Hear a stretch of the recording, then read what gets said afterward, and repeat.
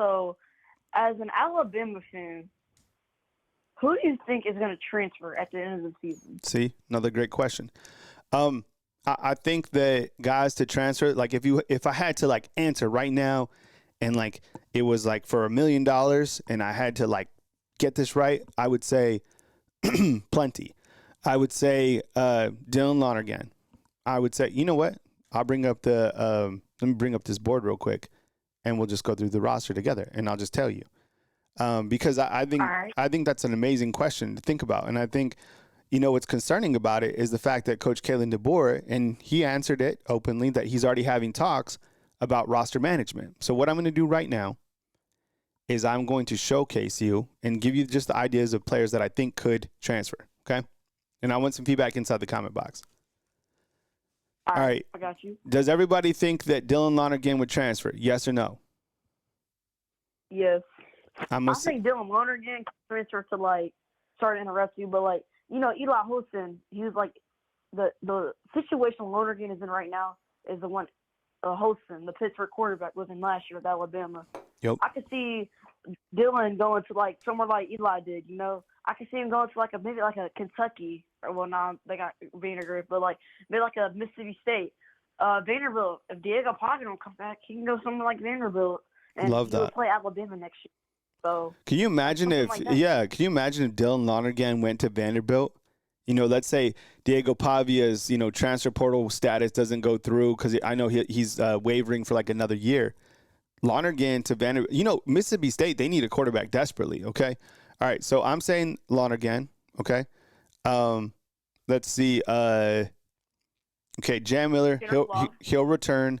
What about this? Justice Haynes. Do you think that Justice Haynes will transfer?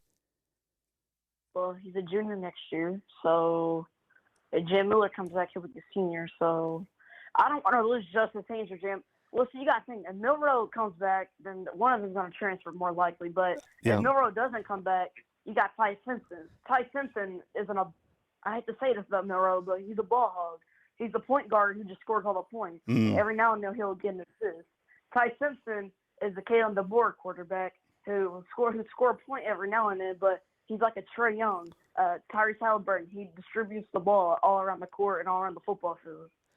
I think right now when you look at this board of the running backs, one of the guys who has certainly increased their value and a guy that could probably get a massive NIL deal is Richard Young.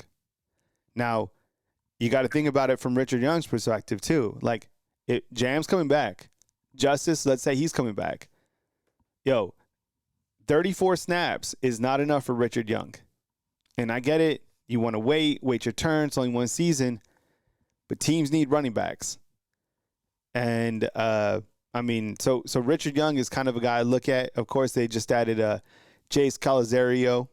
He'll be a guy along with A.K. Deere. So that's a lot of guys in the running back room, right?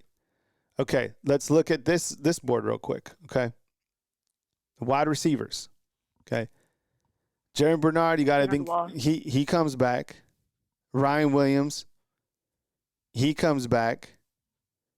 Kobe Prentice gone. Kendrick Law gone. Eman Henderson gone. Caleb Odom gone.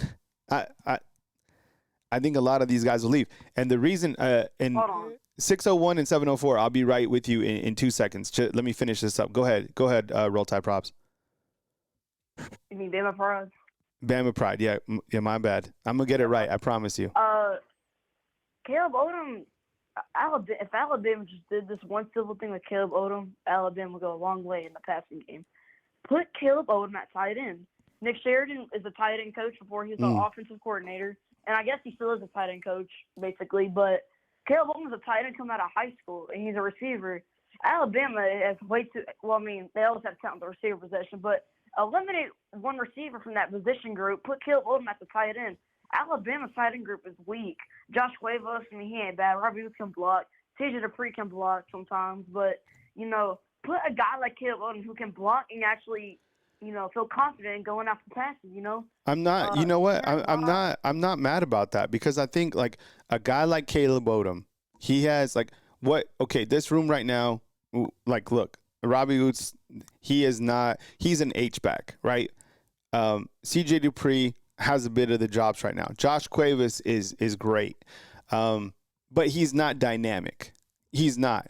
I think if you put Caleb Odom and you put some weight on him, and with his playmaking ability, now you have. Think about this. So you have a dynamic tight end. You move him back, put some weight on him. You talk with him. You're like, look, based on your skill set and your size and how we can get you the football, most importantly, because this guy wants to get fed. Then you put him at tight end. So you have Jeremy Bernard, Ryan Williams, whoever rises up at that slot position, and then Caleb Odom and Josh Cuevas out on the field. That sounds entertaining to me. But Bama Pride, I got to run to my next caller, man. I appreciate you calling in, man. All right. Can I finish on one last thing, though? Of course, man. Kendrick Law, I think I can see Kendrick Law going like a Georgia. You know what I'm saying? Oof. Like, I know they're going to lose Carson Beck.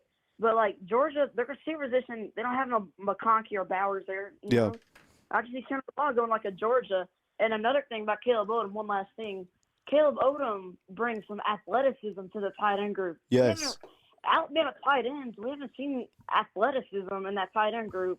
CJ Dupree, Josh Cuevas, not really athletic guys. And it's no knock on them. It's just, the truth. But Miller Forrest-Fall, Irv Smith, I say, is the last guy who's had some athleticism on him. We had Jahlil Billingsley, but I don't know what happened to Jahlil Billingsley. No, all those guys, all those guys completely just, they kind of fizzled out. So you're right. I had high hopes for Billingsley, or I can't remember his name. There was another tight end that rolled through, but Amari Knight, like I think you said, but nah, I think Odom could be that guy. Will he be? I have no idea. Good call, man. I appreciate it. All right, see you. Roll Tide. All right, Roll Tide. That was a Roll Tide Pride. Bama Pride. That's Bama Pride. So we have Roll Tide Probs and we have Bama Pride. Next up, we have 601.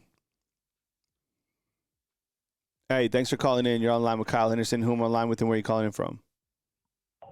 How's it going, Kyle? Jay from Pensacola. Jay, what's up, man? I appreciate you calling in, man. You're the first caller over 21 years old today, dude. So welcome. I love it, man. And the thing is, like when the guys are calling in, they can talk ball. So I love it, and they bring up some great topics too. I can't deny it. I've been thinking about which guys are going to transfer too. I look, 1, 2 transfer portals coming for you. So thanks. Here we go. But what's up? We got Jay calling in, man. Come with it, man. Welcome to the show. First of all, I want to say dressing, mac and cheese, and collard greens. Dressing, collard greens. I ain't want to be a part of people because me and my wife and my kids, we stopped celebrating holiday this year. So I ain't want to be a part of people. But when I did eat Thanksgiving food, dressing, mac and cheese, collard greens, and crescent rolls. Crescent rolls. And I'm gonna tell you, crescent rolls. I'm a crescent roll guy. I love crescent rolls, but